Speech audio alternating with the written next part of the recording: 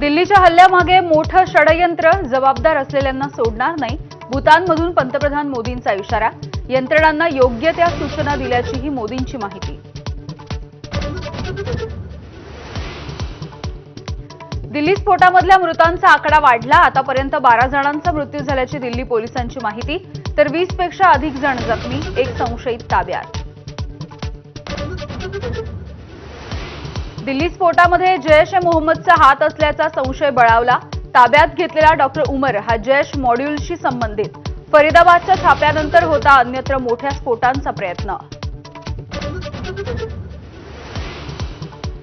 दिल्ली स्फोटाबाबत पोलिसांच्या तपासामध्ये धक्कादायक माहिती. घटनास्थळी छर्रे, खिळे, अणुकुचीदार वस्तू आढळलेल्या नाहीत. तर स्फोट झालेल्या गाडीचे पार्ट्सही ताब्यात.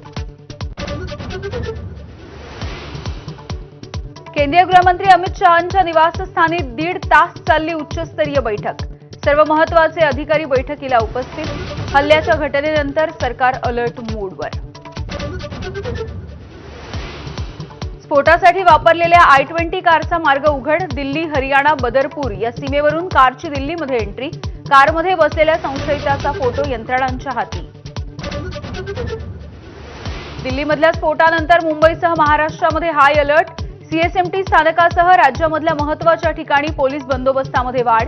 नागरिकांना सतर्क राहण्याचं आवाहन. आगामी निवडणुकांसाठी महसूल मंत्री चंद्रशेखर बावनकुळेंवरती निवडणूक प्रमुख पदाची जबाबदारी. भाजप पुन्हा क्रमांक 1 चा पक्ष झाला पाहिजे, फडणवीसांच्या सूचना.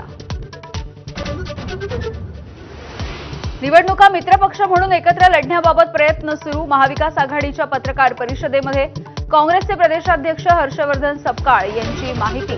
महाविकास आघाडीमध्ये राज्यस्तरीय समन्वय नेमणार असल्याचंही केलं जाहीर. राज्यामध्ये अनेक ठिकाणी 2 राष्ट्रवादी एकत्र येण्यासाठीचे प्रयत्न सुरू. शशिकांत शिंदेंची माहिती. शरद पवारांच्या वक्तव्याचा दाखला देत चंदगडच्या युतीबाबतही उल्लेख.